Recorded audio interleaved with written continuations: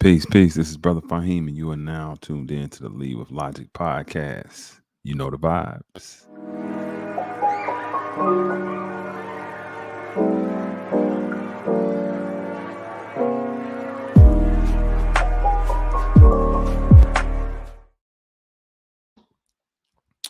Peace, peace. What's going on, good people? What's going on? Welcome back. Welcome back. Man, it's the first live of 2024 on Lead with Logic. I appreciate y'all tuning in. I appreciate y'all tuning in or watching it back. It'll be up for playback. But man, hopefully you guys had a happy holiday season. If you celebrate the holidays, Halloween, Thanksgiving, Christmas, uh, Kwanzaa, whatever it is you celebrate, man. Hopefully you had uh, a good time and you enjoyed your family. You know what I mean? Man, so much going on. So much going on. So much going on. I uh I was looking online today and I saw where Katt Williams did an interview and it happened to go viral. And I was like, oh, wow. Katt Williams does an interview that goes viral. He's on Uncle Shannon's platform. And he had some choice words for the comedians, man. It was pretty interesting what he said. And I saw it and I was like, you know what? Let me discuss that. Well, first and foremost, I saw the people's responses. Again, when you guys look at media, whether it's social media, whether it's on the news, wherever you find media at, right? Where you can read, you know what I mean? You can read whatever the maybe an article or whatever. Always try to look at the comments, right? Always look at the comments, see what people are saying, see how the people are formulating their thoughts, because that tells you a lot. That's more telling than the actual occurrence or whatever is in the news, right? That's a bit more telling. Yeah, y'all come on in. Like and share, like and share. Welcome, welcome. But nonetheless, Katt Williams, he does a interview on Uncle Shay Shay, Club Shay Shay, Shannon Sharp. And man, he has some pretty choice words for Steve Harvey. He has some pretty choice words for Cedric the Entertainer. He has some pretty choice words for Ricky Smiley. He had some pretty choice words for um, Mike Epps. He had pretty choice words for Tyler Perry, to say the least. Now, when I read from the people that I saw who were, you know, watching and tuned in, people were like, man, they said all kinds of things, right? They were like, well, this is that year that everybody's going to be telling the truth. Things will be revealed, right? That was one of the things that he said. Well, that people were saying, excuse me, that he was getting ready to reveal something phenomenal, right? Um, yeah, they were saying, man, Cat is he's always a fighter for truth. And I said, wow, that's interesting. That is very interesting. So what it did was, man, it brought a point to my mind that I wanted to bring up, right? Um, you know, was Cat Williams speaking truth or was he weaponizing truth? Was he speaking truth or was he weaponizing it? Right? So this is what we're gonna do. We're gonna go over a few things. I'm gonna let you guys, we're gonna look at this thing together and kind of see what's going on. Because you know, he was saying a lot. A lot of it we've heard. We understand the inner workings of Hollywood, right? There's a lot of literature out there, uh it's a book out there. I forget what the name of it is. We built this town up. It really deals with how Hollywood was constructed, who's behind it, who supports it, and yeah, those inner workings. But we've been hearing a whole lot, right? Especially with a lot of these execs and a lot of these power players. In the last few months, a lot has been revealed. A lot of things surrounding Hollywood and a lot of the so-called satanic occurrences. But we understand that Hollywood is a very peculiar place. So what he was saying there, you know, one could say, yeah, that's absolutely true. But the things that he was saying about his contemporaries are were quite interesting. And so, uh, yeah. So let me share the screen. so that you guys can see what what Mr. Williams had to say. Let's see. I'll go to this one first. He's talking about Mr. Hart. Let's see where we are. Let's see. All right.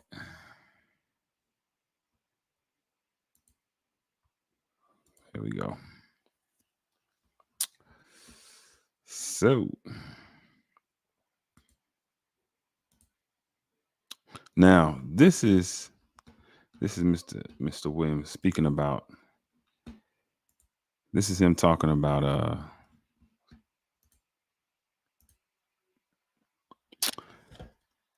Kevin Hart. Here we go.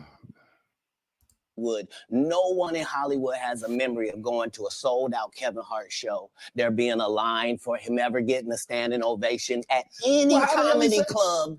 He already had his deals when he got here. Have we heard of a comedian that came to L.A. and his first year in L.A., he had his own sitcom on network television and had his own movie called Soul Plane he was leading? No, we never heard of that before that person or since that person. What do you think a plant is?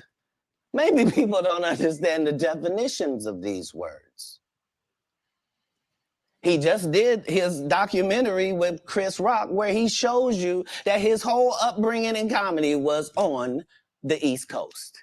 Yeah, it was. So how simultaneously was he here in Los Angeles doing the same thing? It didn't happen. It didn't happen. And I hate to seem like a petty individual for picking apart lies, but Jussie Smollett gonna keep lying until you say we don't believe you. Can you make money by mailing people money? Sounds weird, right? Well, my sons and I have delivered hundreds of millions of dollars to thousands of people while Like, it's important in the checks and balances of the universe that liars not get to make complete narratives for themselves. Are you not afraid about being blackballed again? These are some power people. What do you mean again? These people are not powerful. Satan can't create anything. That includes blessings for his people. That's why, you know what the number one job of somebody that sold their soul in Hollywood is? What? Is to act like it didn't happen. They all do the same job. Why do you think Gary Owen can't cross over and he already white and been in comedy for 25 years? If what I say ain't the case. It's a cabal. It's a consortium. They rock with who they rock with and they don't with who they don't. But I'm not scared of being the competition any more than you were when you lined up across from a superior team. Yeah, on paper, they're a better team. Right. They have all the assets and resources and we don't. But let us get on the line, boy, and see if that factors in. I guarantee you it won't. Wow. Pause right there. You know, it's a thing, right? The world has gotten away from logic, right? So, you know, as a poet or a person who says rhymes or tried to rhyme in ciphers as a kid, you know, if you told people that you were MC back in the day, they would be like, let's hear it, spit something. That was their way of saying prove it. What I'm saying is, hey man, Mr. Williams is saying all of these things, but brother, how would you go about the business of proving these accusations? I did a bill where I said, look, an accusation is just that until it's proven, right? The convicted and the accused are not the same, and they shouldn't be treated the same. At least in your mind, you got to understand when a person is accused of something, that's not the same as being convicted. When you're convicted, you can actually show proof that you deserve the guilty verdict that you got. Other than that, these are just allegations. So I'm saying, listen, how would the public know? How would we have any idea that what he is saying has any type of truth to it? We wouldn't. We would not. We would not. Now, we would not at all. So hold on. That's not it. That's not it. That's not it. We're not done just yet. Like I love it when it's a video because you can get video resources, right? When it's something that's happened on video, it's not just in a book. But yeah. So this is what Kevin Hart had to say about Mr. Williams on the Breakfast Club a few years ago. What had happened was Tiffany Haddish. It was around the time that movie came out with Tiffany Haddish and Kevin Hart. Mr. Williams had made some allegations about Miss Haddish, about who she was married to, and a couple of things that were personal, right? And so Kevin Hart, they have a really tight relationship. As I don't know this to be true, but Kevin Hart, he spoke on it. He said, she was homeless at one point. And no, she said she was homeless at one point, and he would give her money. He would help her. He was very helpful. He was encouraging. He was kind. He wasn't a guy trying to holler at her or nothing, trying to sleep with her. He just believed in her talent. And so now they had been blessed. They got the opportunity to do a movie together. So when Katt Williams spoke out, he jumped to her defense because he looks at her like a little sister. But listen to what he says about Mr. Williams. Why? Because I'm trying to create opportunities for others. Rather than complaining about it, I'm fixing it. I'm putting my money where my mouth is. I also take full responsibility for any and everything that I've done in the fucking business, good or bad. My frustration with Katt Williams comes from you keep pointing at Hollywood. Hollywood this, the white man, this, and this. When do you take responsibility for your actions? You had the shot. Katt was in that position at one point. You were the guy. Yeah. You were set up to be the star. You didn't show up to work. You fucked off promo shoots. You fucked off your promo fucking trips that they had set up for you. You became a risk to the studios, which is why the studios stopped fucking with you. Why was he a risk? He chose drugs. Oh, okay. Take responsibility for what you chose and say, you know what? I got to fix me, and I'm going to come back and I'm going to stand up for comedy. So when you say Tiffany Haddish doesn't deserve or isn't really a comedian, and these other women have worked hard, which they have. Shouts out to Melanie Camacho. Shouts out to Lunel. Shouts out to Leslie Jones, who are all underneath the umbrella of Katt Williams. Katt Williams, have you ever used your platform to fucking bring the people that were under you up? You haven't. So because you haven't, don't shit on those that now are. I've used my platform, and I brought my guys and girls up. Yeah, I like what Kevin Hart said right there, right? Because watch this. Ultimately, your reality is nothing but your mind turned inside out. A wise brother once told me that, and I find it to be true. In other words, what you create your mentality creates your reality, but it also is actions based, right? We never want to get in a predicament where we become the victim. We start to blame the victim, right? Because that's not masculine, that's not divine, that's not any of those things. And so, yeah, that was what Mr. Hart had to say a while back about Mr. Williams being accountable, right? Having some sort of self accountability. That's not it though. It's a couple of different things I want y'all to see that are interesting. And a lot of these people who he spoke out against, many of them they've spoken. They've came out and said like, hey, listen, Cedric the Entertainer was like, look, I don't have no issues with you, bro. None at all. Ricky Smiley said, hey, it's all love over here. You know what I'm saying? They're winning in life, right? And it begs it begs the question, like in my mind, like, wow, how well is he doing? Because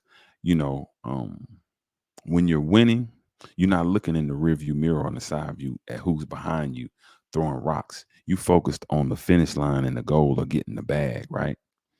Yeah, that's what you're focused on. So let me see in the mix. Okay, E, I see you, Kirsten. Yeah, happy 2024. Really blind. Will listen deaf. Faison loves him. Yep, he went after Faison Love. He said fat Faison Love. He absolutely did, dog. He absolutely came after Faison Love. Right? Now Faison fired back. Faison was like, he's overrated. He's overrated. But let's get to these clips. I want y'all to see what everybody how they responded and what things, what things were said. Here we go. Let's pull this up. Now, this is a short, right? This is a short. I'm gonna pull up. This is Cedric the Entertainer speaking about Katt Williams, because Katt said he couldn't write, and he said he stole his jokes, right? So this is what said about that.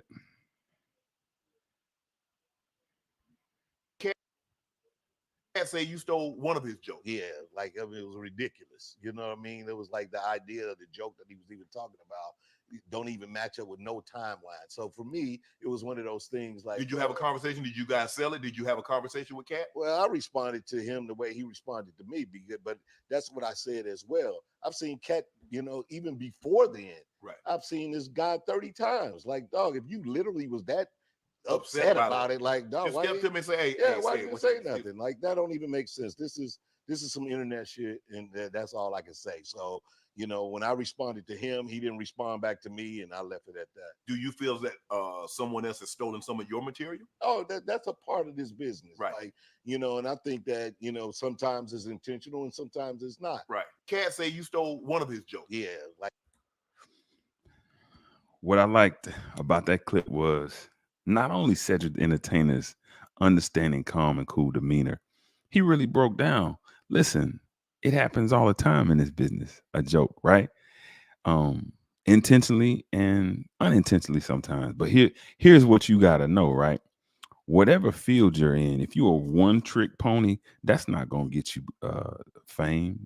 You're not going to be able to sustain off of that, right? One joke ain't going to make or break your career. That's all I'm trying to say, right? The one joke that Katt said he stole, even if he stole, let's say he stole it, right? Let's say he took it for all intents and purposes. Hey, Cedric the Entertainer is just funny, right? He's just funny. He's just funny. He's just all around funny. Now, Ice Cube spoke out because Katt Williams also claimed that in Friday, Ricky Smiley didn't mind getting raped. Because, if you've seen next Friday or, Friday after next, it's a scene in there where Terry Crews plays Damon. He traps Money Mike in the bathroom, right? And he's trying to rape him. Well, Katt Williams explained to Shannon Sharp, hey, listen, Ricky Smiley was good with that. I was the one who told him, look, y'all should take that scene out of there. It should go. So Ice Cube spoke up a few hours ago, and I don't know if y'all saw it, but I'm gonna play it for you. Like to hear it? Here it go.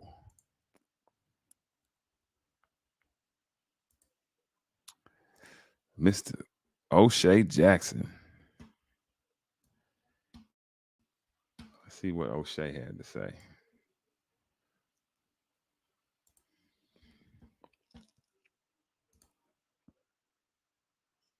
Point in everybody's career, we would listen to a certain extent, but we wasn't gonna change the movie for any actor. We do what we feel, and if it was a rape scene, it would have been in the movie. There was no reason not to shoot it. But that's not my style. I don't even like that kind of shit in movies, on camera. And so, that was, to me, a little discrepancy there. Katt, he wrote a lot of his part because, like I said, he was giving us jewels, so we were keeping the camera rolling. He was coming off the dome. He was coming prepared every day to steal the show. That was his mission. And, that's what he did, with the movie. And it launched his career. you know. And I'm proud of the movie. I'm proud of all the guys who've, you know, come through, you know, a Q Vision production and went on to do bigger and better things. And look, you know, a lot of people are talking about pay and how much they was paid on these movies that were extremely low budget. You know, most of these guys work a couple of days, you know, and when you're doing a movie, there's over 100 people working on the movie that need to get paid. Most of them got to get paid every day. And there's pre-production and post-production. Even after you finish with the actors, you got to pay editors and sound people. And my movies are all about quality. So most of the money go up on the screen. I'm not giving you no bullshit. I'm not giving you no low budget, you know, shit you can laugh at because it's so cheap. So, you know, we try to put all the money on the screen. And so any actor that's mad at what they got paid, you know, just look at what you was doing. Look at where your career was at the time. Take a look at where it is now.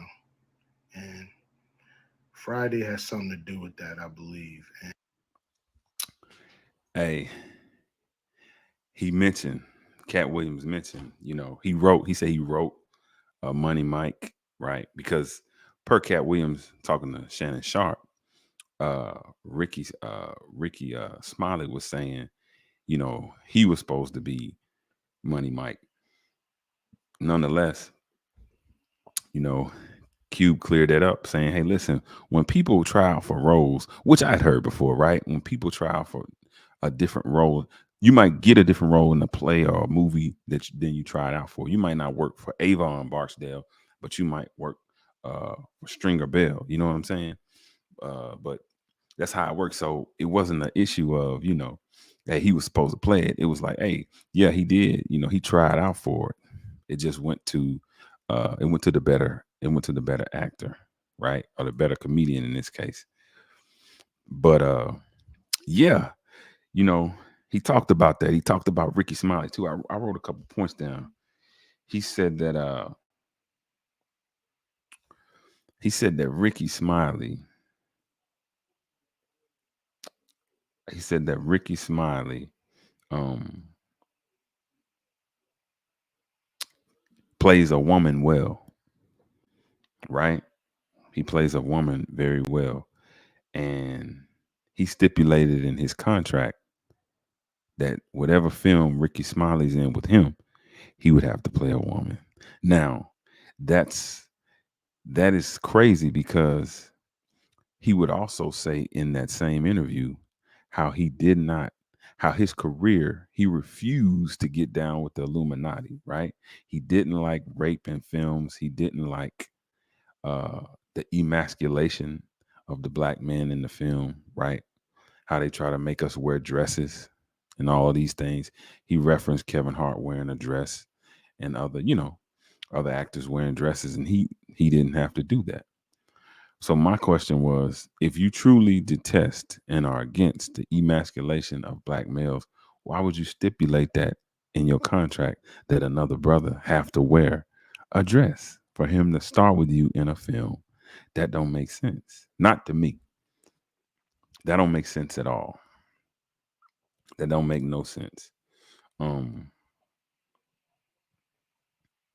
yeah, that's crazy. Why would I do that? If I wouldn't want to see anybody in a dress, none of my brothers, if I was totally against that, if I was really against it, like I say I am, right? Um, you heard what he said, and Dog said I agree and disagree. You can't steal material in that profession. I put it like this to you, Dog. Michael Jackson did the moonwalk and made it his. But before Michael Jackson did it, it was the backslide with Jeffrey Daniels from Shalimar. Before Shalimar did it, it was a tap dancer in the 1930s who did it. And so I'm trying to say, man, people steal materials, people steal moves in every field, and they make it their own. It doesn't make or break, right? Most times, it doesn't make or break like Cedric the Entertainer just said, like the legendary Cedric the Entertainer said, listen, people do it knowingly and unknowingly. But I would say that one joke isn't gonna make or break a comedian. Not Cedric the Entertainer, not Steve Harvey, not any of these guys. You can't live in that realm plagiarizing your whole career. It doesn't work like that. It doesn't work like that. It doesn't work like that in anything, right? Mike had to be able to do more than just the moonwalk. He did the moonwalk good, but he was doing the robot. He's choreographing the Thriller. If he only moonwalked, then he'd be a one-trick pony and it wouldn't work, right? But he made some comments about Earthquake as well. The comedian Earthquake. Earthquake is another comedian that's pretty autonomous and self-sustained and independent. He had a comedy club here in Atlanta for a long time. But he said Earthquake couldn't read, right? He said Earthquake couldn't read. So why did he have to make it personal? Why did things have to get personal? That's what I'm thinking as I'm listening to him, like, damn, what is going on? He's throwing all these people up under the bus. Like it's going past professionalism or jokes. Now you really taking shots at people, right? So, yeah. What else? Kevin Hart. No sold out shows. He also said Tyler Perry couldn't play a man to save his life. Like, I don't understand why all these shots are being taken at just random. At this point, you just spraying off at the block. You hitting anybody you can think of. You just taking random shots at everybody. And it's crazy. That's nuts. That is nuts. But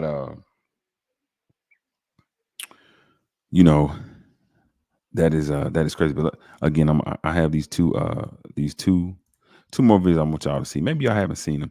This is Ricky Smiley talking about what happened, because he claimed that Ricky Smiley, he said that Ricky Smiley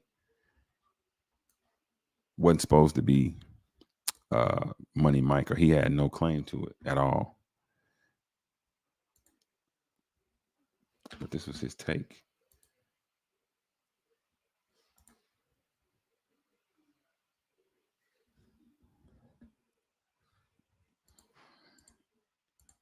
Here we go. You stole the show in Friday after next. Yeah. How was that experience? Why we go through this, man? Brothers. I believe we related, but go ahead. You were originally supposed to play Katt Williams' character. Yes. And Katt Williams was supposed to play my character. And somebody said, no, we want you to play Mike. The thieving ass Santa Claus. Right. And then, because Katt Williams was going to be the Santa Claus. Right. And then, and they switched it over. Right. Because when I auditioned for Mighty Mike. Right. So when I went in there to audition, I'm at the toilet. When Katt Williams went to use the bathroom, that's the line I had to use to audition. So they switched it up. So I was like, yeah, I can do this Santa Claus role Friday, but I didn't know that, because I did my role like in 4 days. Right. They shot all my stuff in 4 days. I went back to Birmingham, came back out because they changed the ending. Did you know that? Right. No, I didn't. No, the ending where they got the fighting or whatever. The ending was me Santa Claus giving out presents to his kids. Right. So the test audience didn't like the way it ended, so they changed the ending. Right. So I had to come back. The scariest thing was laying down in front of that limousine. Right. And you better hope and pray that he got it on drive and not reverse. Right. So Ricky Smiley explained, yeah, man, I was supposed to play Money Mike, but they switched it. They flipped it. So that was actually a true statement, right? That was actually a true statement. And then, it's crazy what I want to say to y'all. It's crazy. Truth without love is tyranny, y'all. Remember that. Truth without love is tyranny. There's a way in which you can present things. It's not always about what's said. It's about how you say it. Presentation and intention, right? Those two go together. How you present a thing is going to get people to question what your intention is. It works like this. You know, when people get killed in the military, when they go down range or overseas, they get deployed. As a former military member, what they tell you is this: you might not make it home. There's a real good chance that you're not coming home. So you need to have your will, you need to have all your affairs in order, because you might come back in a body bag. But we've all seen the movies. We've all seen the film how a war hero gets killed, and then they show that they flip the screen to where they're at the hero's house, and you see the two officers or the two military members. One has a flag and one is higher ranking, and they have that long look on their face. And whoever the family member is, they understand what they're getting ready to say, what has happened. Now, this is what doesn't happen. They don't say, "Oh yeah, your son got blasted. He stepped on a landmine. He be all right though. He knew what he was signing up for. Here go your flag. Thank you. You know, we appreciate his service." Nah, that's not how you do it. That presentation is all wrong, right? That presentation is off, right? And insensitive. And it makes you wonder, damn, what did y'all intend to do here? My loved one just died. It's the same thing with what Mr. Williams is doing. What is he intending by presenting this information in this way, brothers and sisters? Ask yourself, when you're presenting something, are you saying it to build or destroy, right? What is your intention behind it? Because it's not going to be received in a way that is constructive if you present it in a way that's destructive, right? So remember that presentation and intention go together. They go hand in hand. They go hand in hand. Yeah. You know, Katt Williams, I thought that was disingenuous. He named a lot of people, right? He named Steve Harvey. And Katt Williams is just he's just a focal point, right? There's really a bigger message here. He named Steve Harvey, he named Kevin Hart, he named Tyler Perry. I don't know why. He named Ricky Smiley. He named all these people, and none of these people really. I mean, Faison Love, he responded right in a more irritated tone, but all the rest of them are successful and are like, bruh, we not even tripping. We wish you nothing but the best. But here's the thing that I wanted to say. I digress. Here's what I want to say. He played in the same game they played in. Katt Williams has several movies out there. The same Hollywood that he's saying that they acquiesce to, he did as well. See, you can't get mad at people, brothers and sisters, who play the game harder and longer than you. And they're successful. You really can't. And I would say, if you don't understand that, how many of you acquiesce at your job? Maybe not as extreme as wearing a dress. Maybe not that. But you don't speak up when you know you should. Right? You're not contentious when you know it's righteous, it's in a righteous cause. Right? If you work at a place that you don't own and control, you acquiesce. You acquiesce. Yeah, you do something that you don't want to do. We all do. That's if you want your livelihood. Or you separate and you do for self. You build your own. That's the only way, brothers and sisters, to negate that. That's the only way to not be harmed by that, is to do for yourself and build up your own. If you working for somebody, you're going to have to submit, because they got policies and procedures, brothers and sisters. And when you sign up to go work for them, you are signing up to conform to those policies and procedures. It's just that easy. It's just that simple. Really, it really is just that simple. But, you know, yeah, he was in that same vein, right? And we know Hollywood is Holly weird. You know, we know that who runs Hollywood, right? Oh, that's another thing. A lot of people are under the guise that it's only black men that have been doing that have been that have been wearing skirts. I hope more people come in here for this. Y'all share this out, like it, send it out because y'all want to see this. I thought this was super interesting. This is crazy. This is crazy. Right? This is nuts.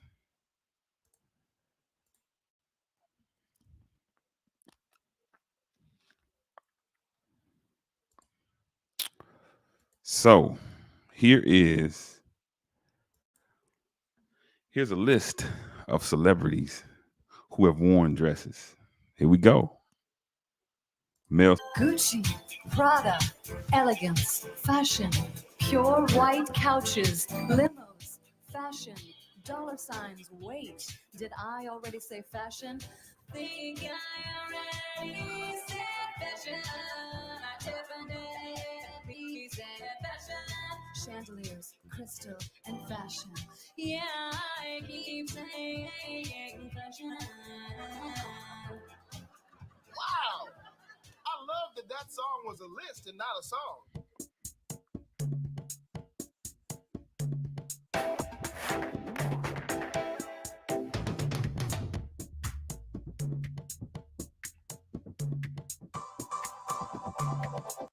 Now I understand a lot of that is cultural. Some of those are cultural things. The kilts and all of that stuff is cultural. But I'm talking about all of it's not, right? This is the stuff I'm talking about, right here.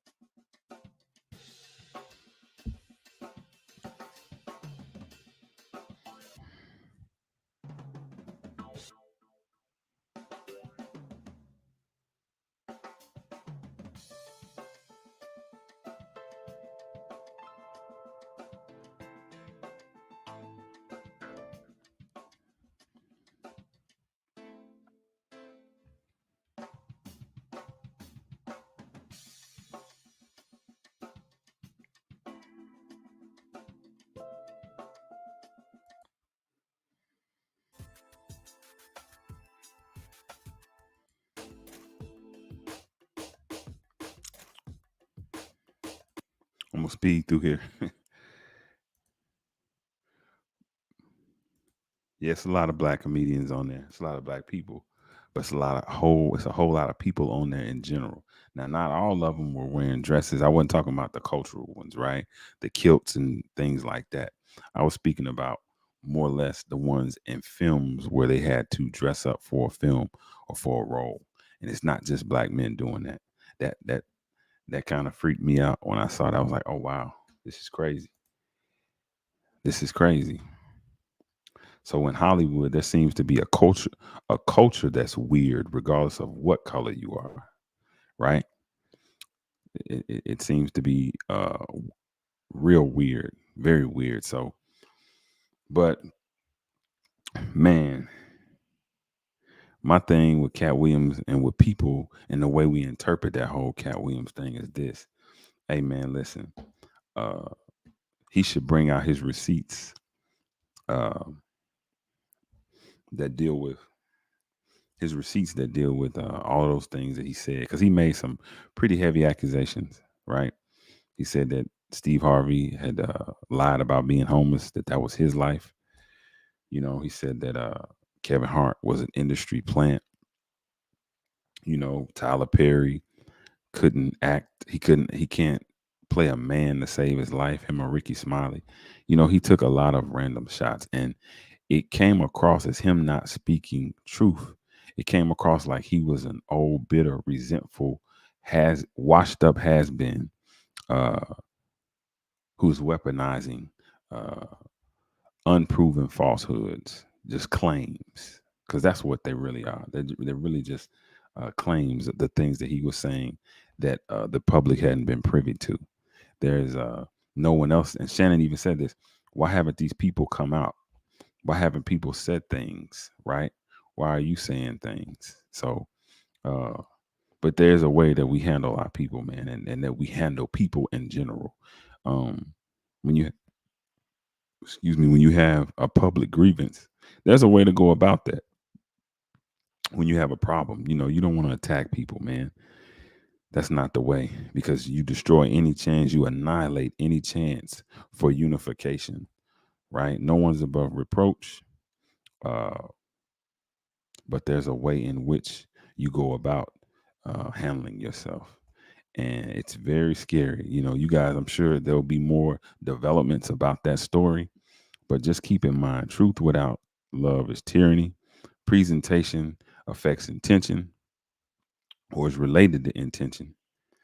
And when you publicly chastise people, you destroy any opportunity for community.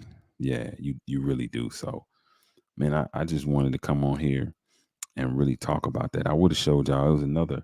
Uh it was another video where Ari Spears said, "Y'all are crazy. Katt Williams been on dope for the longest. He been on drugs for the longest, you know, and you got to be crazy not to have seen the headlines." I know he got he said that he had never done drugs, but you know, there's an article out there from the Vibe magazine that I saw where he got arrested and he had marijuana on him. Now he said drugs, he never did drugs, and then he mentioned hard drugs. Now, hard drugs, marijuana is definitely not a hard drug, but it is nonetheless a drug, right? And he has I've seen videos of him at concerts, I've seen videos of him hitting young people, I've seen videos, and this is not to trash Katt Williams, it's just saying, hey man, listen, you're a legendary comedian. There's no need to tarnish your image or your name by coming after your contemporaries in a way like this, right? It's really no need for it, but it's indicative of the position you are in life, or people are that do that in life, and stages of development, man. It's so many different ways that we can handle stuff like that. It's so many. We're gonna differ. We're gonna have issues. We're gonna have problems. It's gonna happen, but it's all in how we handle it. You know, are we going to be mature enough to build the bridge? Or are we going to be emotional and illogical and immature and blow the bridge up?